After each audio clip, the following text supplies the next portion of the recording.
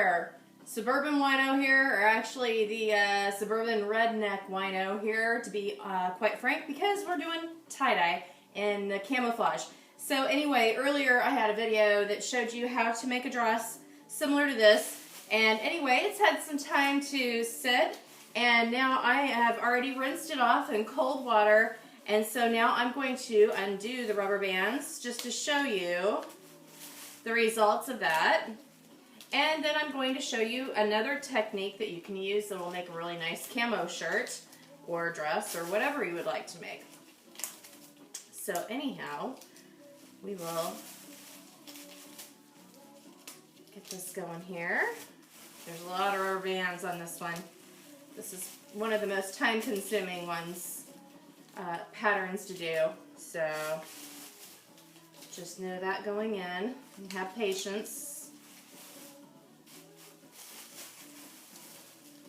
Oh, you know what I forgot? I forgot to tell you, I am still drinking that Alexander Valley semi wine from Alexander Valley, and it is right here. And I think before I unveil this, I ought to take a sip. So, cheers! Here's to some camouflage.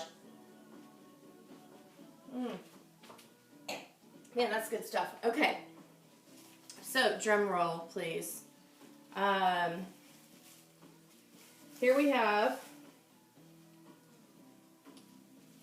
so as you can see, we've got the diagonal pattern up at the top, and then it goes down into the horizontal, and then it goes back to diagonal.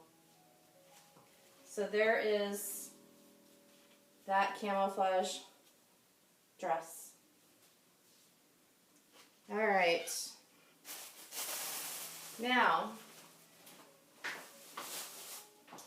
on to the next one, and this technique I am going to do is the Crinkle Pattern. And for this technique, what you're going to do is you're going to take your shirt or whatever, but you don't want to have it really, really wrung out. You want to have some extra water in there. And then from here, they like to use this in this cotton candy pattern, and it's like pink and light blue, and it looks really cool like cotton candy. Well, we're going to do it in camouflage. So what you're going to do is you're just going to take it and you're just going to bunch up your shirt or dress or backpack, whatever you've got, and you're just going to bunch it. Okay, and then you're going to take that and put your rubber bands on it to keep it kind of in check.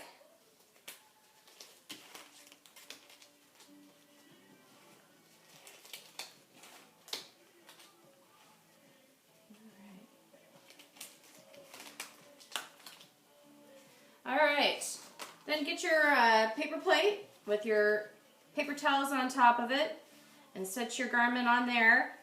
And then from here we're going to use the bright green, the wet sand, and the dark green to make the camouflage pattern. So anyway, what I'm going to do is I'm going to use the bright green first, kind of get it down in there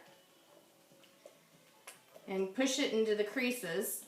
Again, this garment has been pre-treated. I did use like the fixer is what you'll want to use, and saturate it in the fixer. That's what gets the color to adhere to it. And then my dyes, I use professional dyes from Grateful Dyes. They come in bulk, and when you mix those dyes, per 1 gallon of water, I use 1.5 cups of urea and 4 teaspoons of Lutigol.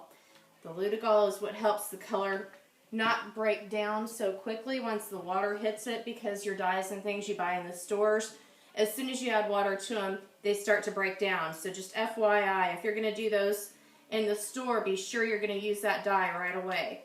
And then I've got the dark green here that I'm just going to kind of put on the top. Kind of dab it in there a little bit, but you know, I don't want it to get too far down in, because I want the lighter green to show too. And then we're going to turn it over. As you can see, my paper plate here is very wet because the fabric is still very, very wet, which causes that marbling or crinkle effect to work. And then we've got the wet sand, last but not least.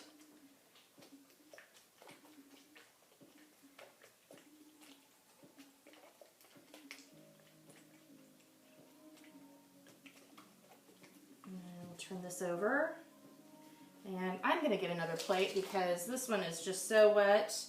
And I really want the tan to stand out too. So we're going to turn it over here. Yeah, this is a messy one.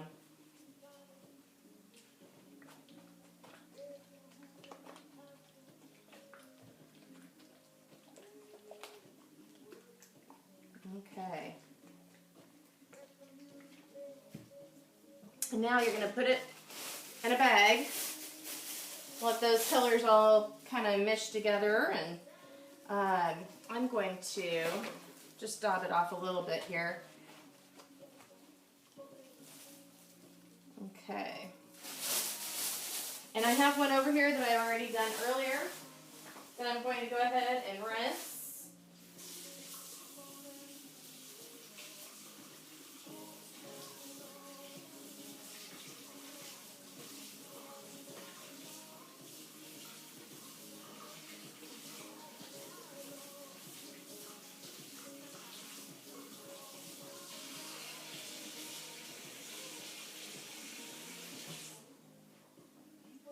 And when you're rinsing, don't worry about getting all the color off because, you know, it's still going to, you know, have color on there, of course. And you're going to want to wash it the first time in cold water by itself. And then after that, these dyes that are the professional dyes, you don't have to worry about them bleeding onto anything else. You can wash them in your dark load in cold water. So here is the result of this one.